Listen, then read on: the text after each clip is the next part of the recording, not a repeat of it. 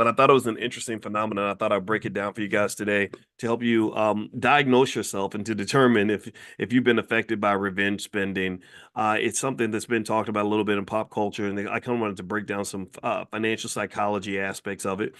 Because as you understand, as all of you pretty much know by now, that if you don't get your mind right, then your money won't be where you want it to be.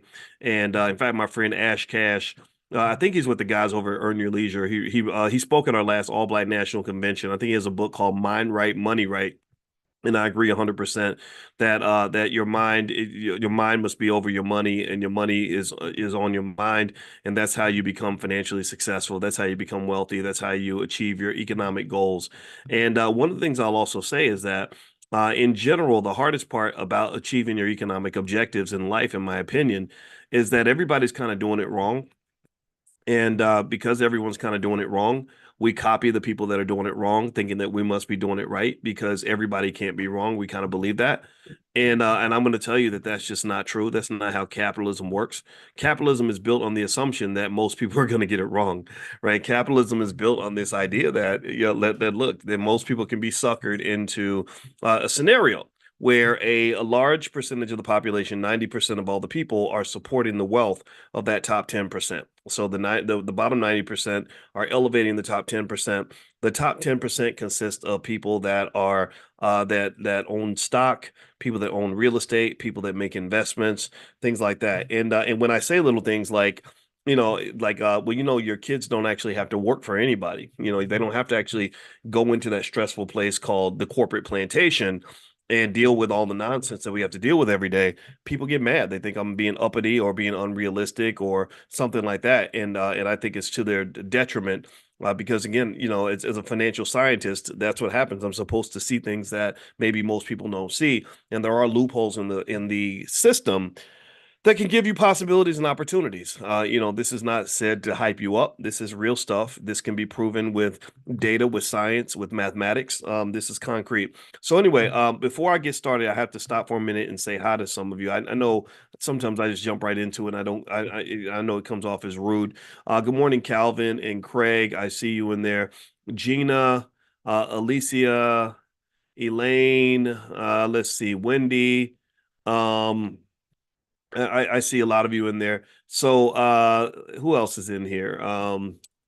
Let's see, Dr. W. Watts, C. Logan, Patricia Jackson, Khalil, Calvin McWilliams, Alicia Chan, etc. I see you all in there. Good morning to you, Lisa, Melissa Jones, David Green. Good morning, everybody. Good morning. And by the way, some of you have asked, how do you get the recordings for these trainings that we're doing? If you go to drboycedaily.com, drboycedaily.com, you can actually do a free month trial and become a premium member if you want to.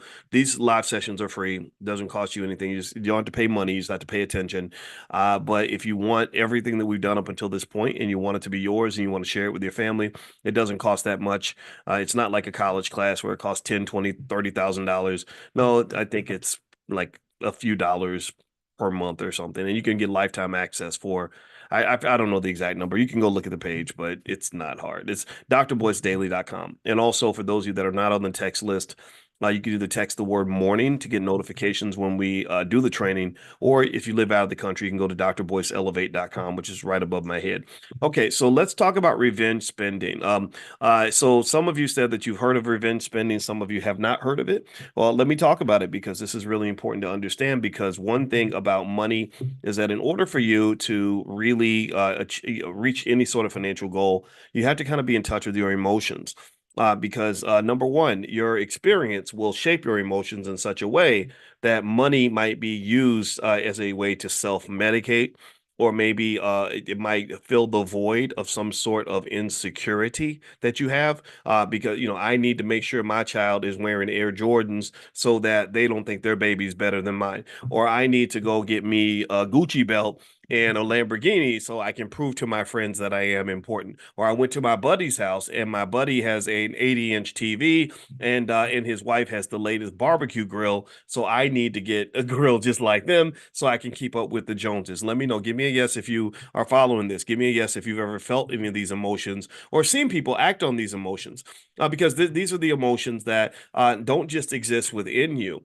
Because of your experience, they also are manipulated.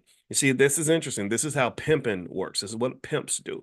Pimps don't create the emotional voids that make, pay attention now. Pimps don't create the emotional voids that make you into a prostitute. Pimps don't make people become whatever they're going to become. They don't even force them some in many cases. But what pimps do is they can spot the void. You understand? And they can poke at it. They can poke at it. You know, if you don't have a daddy that loves you and tells you that he thinks you're worthy, then he's going to become your daddy. That's why they call the pimp daddy, right? That's, think about it. I think Diddy had people calling him daddy, right? Or they will find a financial vulnerability. Like if you're struggling financially and you can't afford nice stuff, but you want nice stuff, well, how do you think the R. Kelly types? I'm gonna say the R. Kelly types, because in Chicago, where I live, R. Kelly ain't the only one. You really think R. Kelly was the only grown ass man going through the hood, picking up little 12 and 13-year-olds who thought they were grown or didn't have good parental guidance or didn't have good support at home? No, he wasn't the only one. There's a lot of guys out there like that. I know people who got pregnant at 15 by some guy that was 28, 29 years old, right? I know these things. So why do you think, how do you think that that works? Well, you know, if he knows that you like nice stuff and you ain't got no money, then he says, "Well, guess what? I got money and I can take you out and buy you these things that you don't have, and I can also give you that security or fill that emotional void that might normally be filled by your father."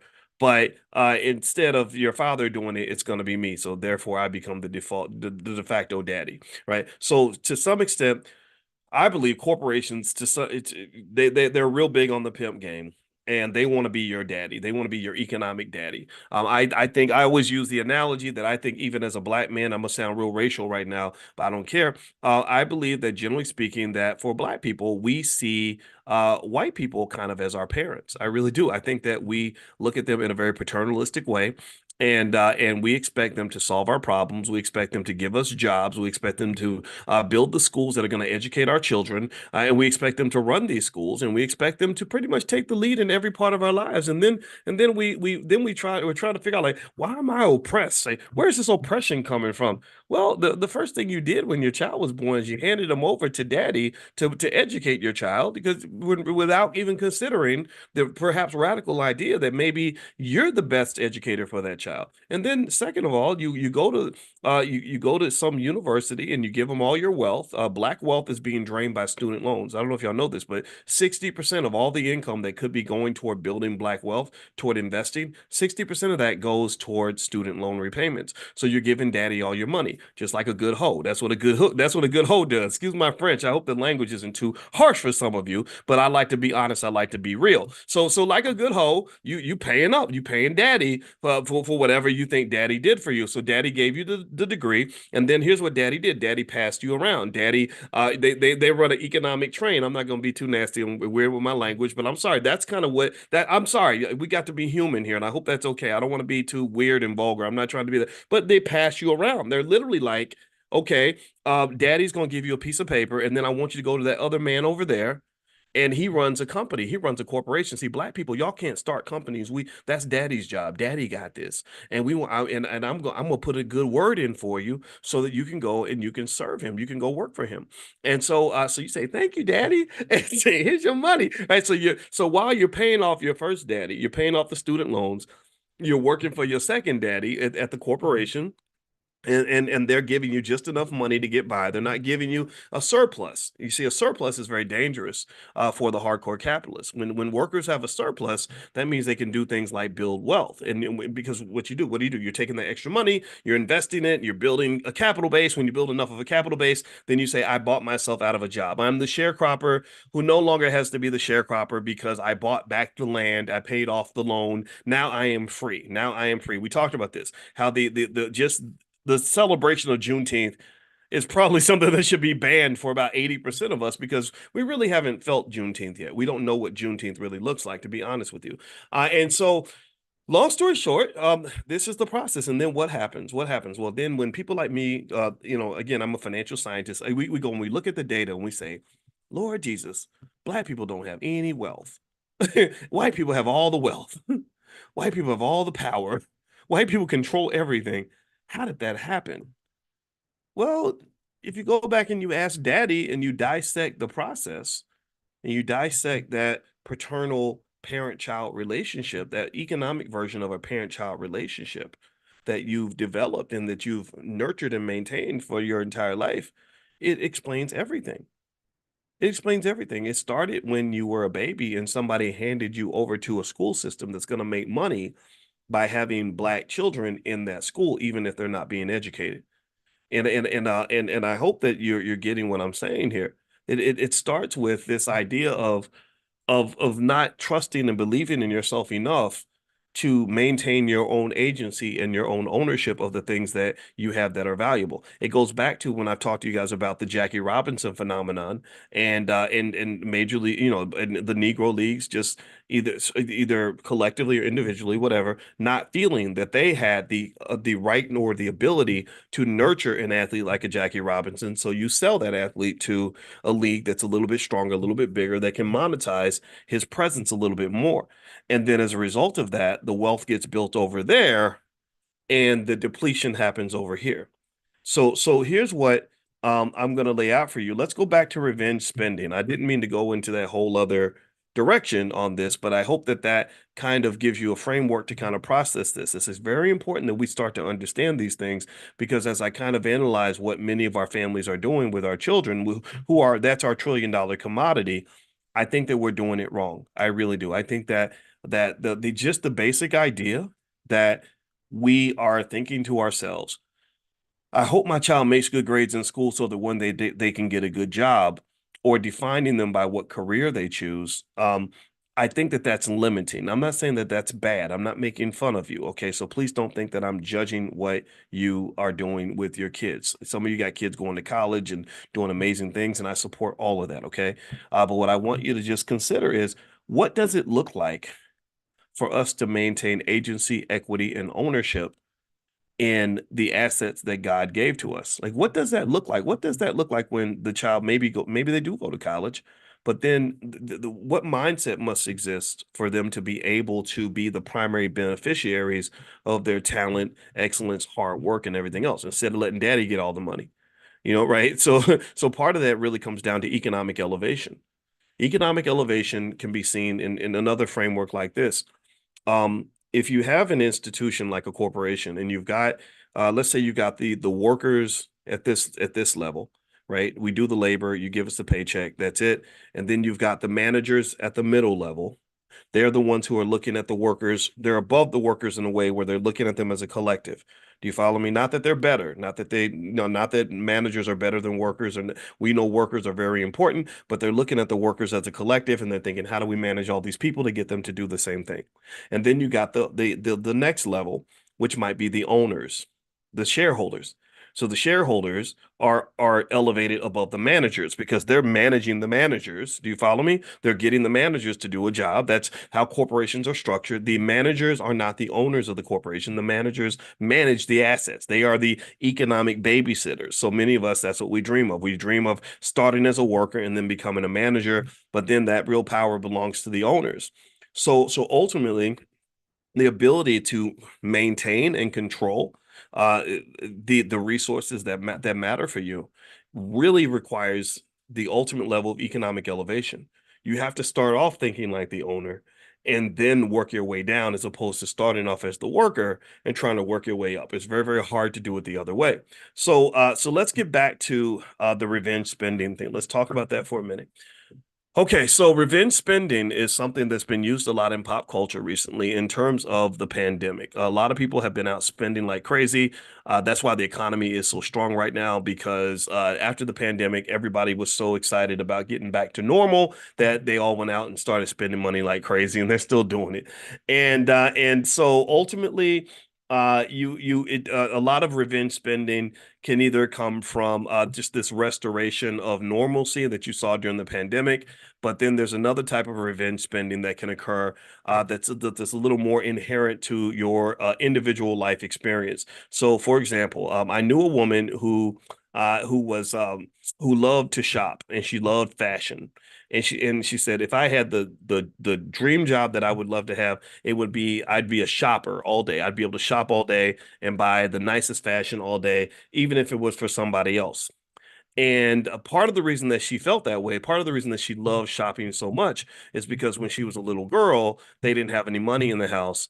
And she said, I had to go to school with holes in my shoes. And me and my sister had to, in fact, we had to share shoes and underwear and stuff like that, which was just horribly inhumane and just a terrible experience. So, because of that experience, this lady who's now in her 70s, she says that I just love to shop and I overshop. So she buys everything for everybody all the time. She will buy 1,000 pairs of underwear because she remembers when she didn't have any, or she'll just buy extra outfits that she'll never wear, and she'll buy outfits and give them away to other people because she just loves to shop, shop, shop, shop, shop, shop, shop, shop, shop. And that comes back, in my opinion, it connects to that original story she told about the deprivation she experienced as a child. Sometimes when something is denied to you and you're deprived of that thing, you spend your life desiring that thing. Give me a yes if you have seen this, or give me a yes if you've had that experience. Let me know if you've gone through that. A lot of us do. A lot of us, there's things I've gone through it. I know I've gone through it where there's something where you spend a lot of years wanting something, and then when you finally have it, you go a little bit crazy. I get that. Well, the thing about it is that these are among the emotional triggers that can drive you to revenge spending and cause you to overspend a little bit. And then what happens is that there are various emotional triggers that can really ignite our appetite for the revenge spending. So things like instant gratification. Instant gratification really is the devil, and the devil is being put in the water for millions of our young people. Instant gratification is heavily promoted through all forms of media.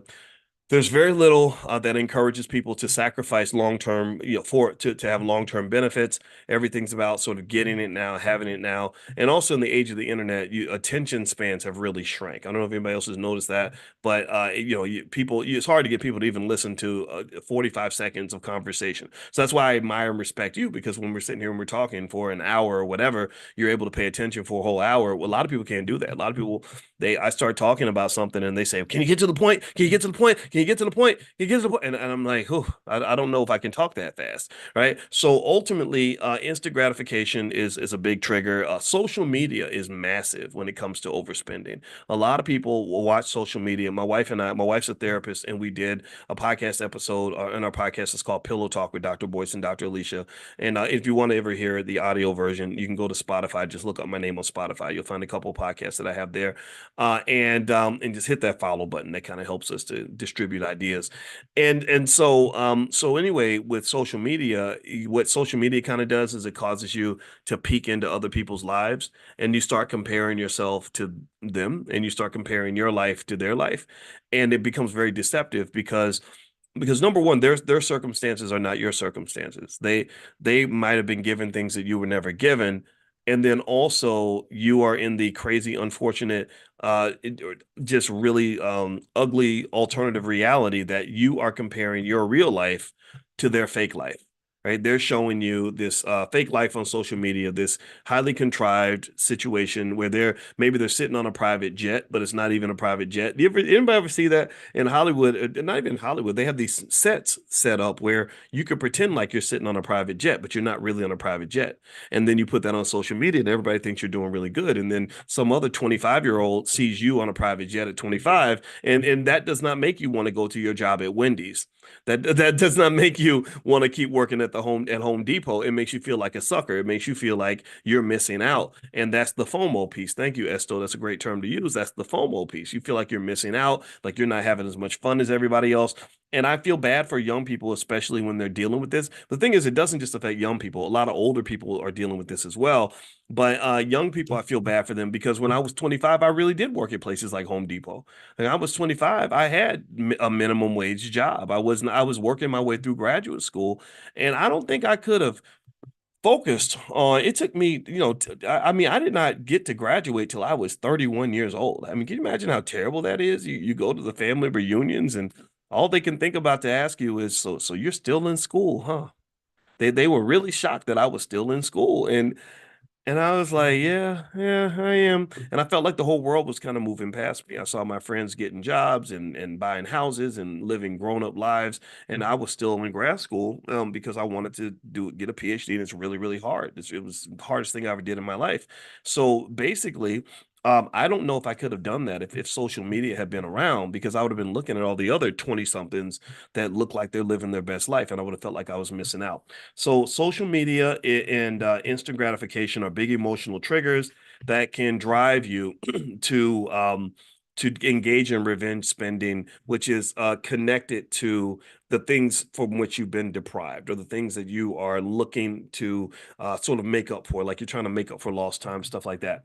So the long-term effects, though, of the revenge spending, and the reason why you want to be really careful, is that it can cause you significant long-term financial problems. You have a lot of buyer's remorse, a lot of regret. A lot of us feel this way. I mean, give me a yes. How many of you feel this way, where you look back and you think about all the money you wasted, all the times you could have invested, the times you could have bought some Nvidia stock back when it was trading for $50 a share, all the things that you could have done to get yourself where where you really want to be, and you're looking back and thinking, oh my God, I wasted so much. I mean, I know even myself, if I could go back in time, one of the biggest things I would change, if I could be reborn 20 years ago, is I would have invested a larger percentage of my money. I invested okay, I did all right, I had some stock and all that, but I wasn't really at the level that I really know that I should have been in order to achieve my goal. So so it's not just you. It's you, it's me, it's everybody, damn near. Almost everybody has that type of regret. So that regret, minimizing that regret, I think, is an important strategy. And then you have some other more significant problems that can result from revenge spending, like extreme debt, and then the real pain of financial insecurity. And financial insecurity is a pain I want you to try your best to avoid long term, and definitely avoid that for your children, because then it starts to spill over into all the areas that don't have anything to do with money. When you're financially insecure, it changes everything. It changes your relationships. It affects your mental and physical health. It's hard to sleep at night when you're worried about paying the bills.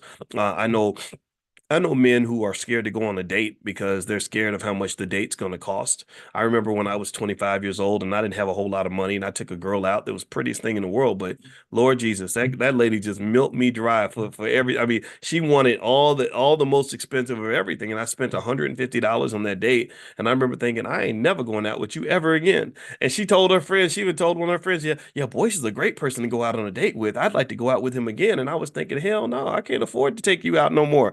Now, again, now mind you, what if money wasn't an object? If money wasn't an object, then yeah, I'd be like, sure, okay, if that impresses you, if that makes you happy, then sure, let's go do whatever you want to do. And that was I was able to do that once I had money. But when I didn't have the money, it was like, whoa, wait a minute, hold up, this is too much. So basically, what I'm saying is that financial insecurity affects a lot of things, right? You have families where my grandfather has had a brother that where they stopped speaking for like 40 years because he loaned him money and he didn't pay him back. I think that might have been Sam. I can't remember, because Sam, I think, is T-Boz. You know T-Boz from TLC? I think that's her grandfather. So her grandfather and my grandfather, she's my cousin, by the way, but we got the same well, our grandfathers are brothers, right? So anyway, so Sam stopped speaking to Matt, or Matt stopped speaking to Sam. I don't know which one, but they stopped speaking because the one person loaned money to the other one, and somebody didn't pay somebody back. And it was weird because this probably happened in the 1950s, and they weren't speaking all the way up until 2010 or something. I think now when you're in your 90s, you don't care no more. But back then, but you just think about missing 40 years of interaction with your brother because of money. These things happen in families all the time because money is a scarce resource. So the ability to obtain money and to preserve money and to grow money isn't just financial, it benefits you in all the other areas of your life. Okay. So let me give you a remedy. I've described the issue and the problem with revenge spending, how it works, where it comes from, what it can do to you. Let's talk about solutions. Well, one easy solution is we every day we do economic elevation. We do financial consciousness. So the studies show that people who are more financially conscious. This is why I talk about this every single day, 7 days a week, 10 a.m. You guys can please come back anytime you want.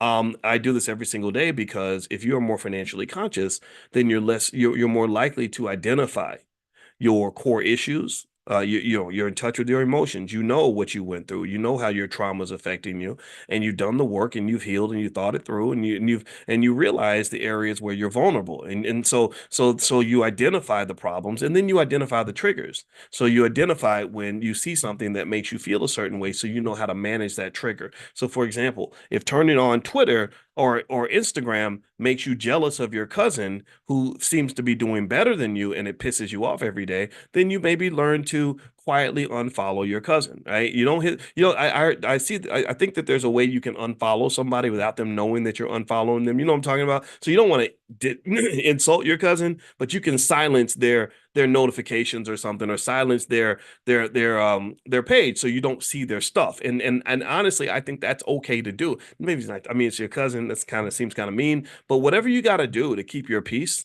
and to keep your focus, I think is really important. And everybody has triggers. So let me just be vulnerable and admit to a trigger that I have. Here's a trigger I have. I noticed. I noticed that whenever somebody is online and they do some video where they're saying things about me that aren't true, people who never met me, don't know what they're talking about, I get really mad. I get really pissed off, and I want to respond. I want to set the record straight and be like, no, that's not true. No, I did not run the Tulsa real estate fund. Stop saying that, right? Whatever it is, right? And so what I do to deal with that trigger is I just don't pay attention when people do videos. I've had people do videos about me. They got 100,000 views. I kid you not. And I would maybe see the title and the thumbnail, and I say, that's not true. Why would they say that? I don't even know this guy, right? Oh, he's getting views. Okay. And you know what I do? I hit the little button that makes sure that I don't see that content anymore. Because here's the deal. I learned that I'm at my best when I'm focused. I learned that I'm at my best when I commit all my energy to being the best version of Boyce that I can possibly be.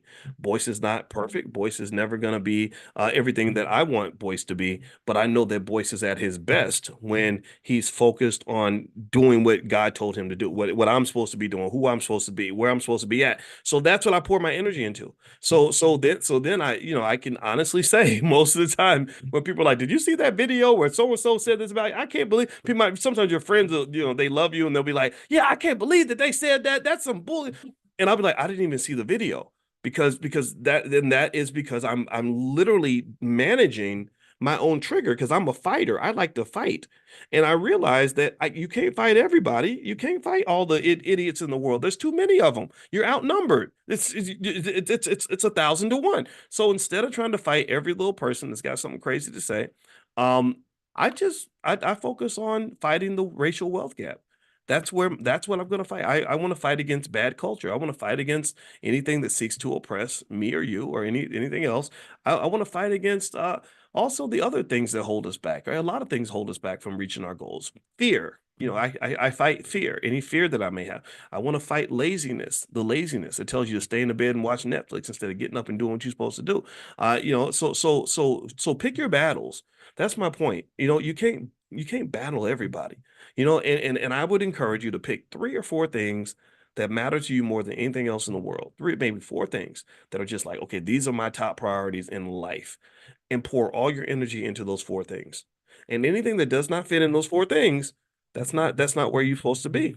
That's not you at your best. You're diluting your energy. You're fighting multiple battles on multiple fronts. And I've talked to you guys about Operation Barbarossa, right? Because I'm a little bit of a history buff. And Operation Barbarossa, that's how the Germans lost World War II. Is Hitler was fighting too many battles. He invaded Russia, which he shouldn't have done. If he had focused on conquering a small amount of Europe, he would have done that. And he'd probably, there'd probably be a whole section of Europe that's like named after him. But instead, he was out here trying to fight everybody. And then the Americans jumped in and you're fighting the Russians and the Americans. He couldn't beat all of them at the same time. So a lot of y'all are doing the same thing. You're trying to drink the entire ocean. You're trying to fight every battle, fight every idiot, get into every argument and all that.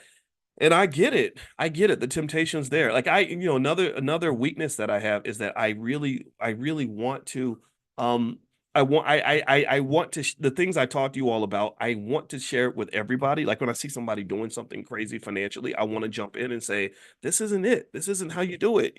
And then what I learned, and it sucks, it hurts my feelings, is that there's some people who don't give a damn about what you have to say.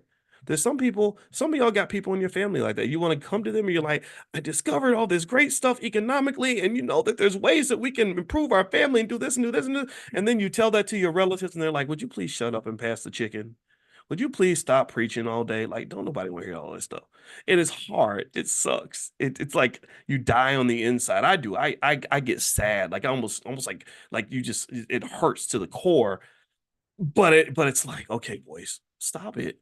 Stop it. Like they don't want to hear it, and you got to accept that, so I commit myself to talking to people that want to hear it, and that's why I appreciate when I come in. I don't know how many of you are going to be. I don't know if it's going to be a thousand people here or two. Doesn't matter. I want to talk to people that want to hear it. And I want to be in places that I'm loved. I want to be in places where all of our ideas can be respected and where we have something in common.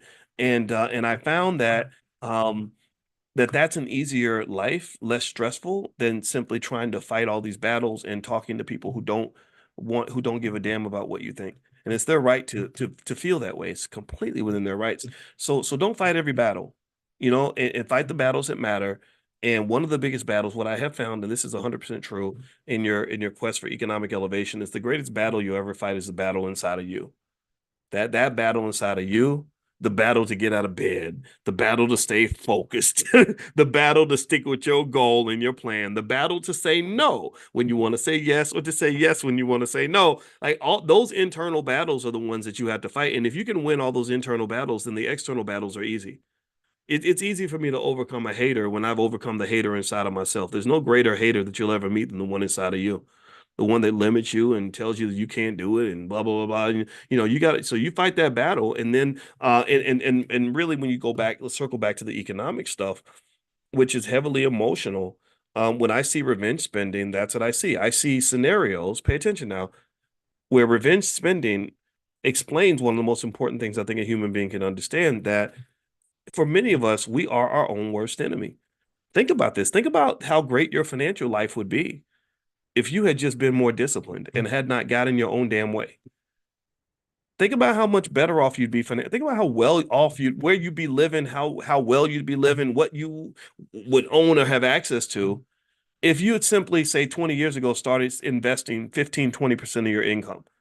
It sucks. It's painful to even think about that, because you just get mad and we have so many regrets. But this to me speaks to the importance of winning that internal battle, where you can bridge that link between, or that gap, and link that gap between what you say you're going to do and what you actually do. If you can bridge that gap on a consistent basis, I have a plan. This is what I want to do. This is my plan. These are my actions. They are connected at the hip, like brother and sister. Then there's nothing that you can't accomplish. There's nobody that can stop you at that point. There's nobody that can stop you. So the battle, you might think the battle's over there, or with him or with her. Really, the battle's within you. So win that battle, and then you'll win the rest. Okay. All right. So I'm gonna go ahead and finish up for today. We've done 37 minutes, so I hope that this discussion was beneficial to you. Also want to remind you that if you want to get notified when we go live in the morning, we do this every single morning, 7 days a week at 10 a.m. Then just text the word morning, MORNING, to the number 87948. Text morning to 87948. If you live out of the country, you can go to drboyceelevate.com and you can sign up there. Also, another reminder, the All Black National Convention. I think yesterday I sent you all a text yesterday with the discount, and it's the last day for the discount. So if you want to get the discount for the convention, it's going to be October 25th through the 27th in Lombard, Illinois, which is right outside of Chicago. And we've gathered dozens of experts for the convention. And I think we might have even gotten D1. I got to double check to see if D's making it, because I could have sworn that I got a note today about his plane ticket or something. So that would be really cool to have D1 there. We already got Brother Nuri Muhammad as a speaker. Who else? Who's the Lamar Tyler, the Black millionaire maker. But there's like 40 experts. So Constance Carter, who ran the largest Black real estate firm in California. So we've got experts in real estate and crypto, therapists, medical doctors, attorneys, parents, soldiers, all kinds of people that just have solutions that can help us achieve our goals. And that's what we do at the convention. So really, if you want to be in a space with like-minded people who are just good people with good energy, then feel free to go to allblacknationalconvention.com. It's October 25th through the 27th, Lombard, Illinois. So I'd love to see you guys there. All right. So have a good day, and I will see you all tomorrow. So take care now. Talk to you later. Bye bye.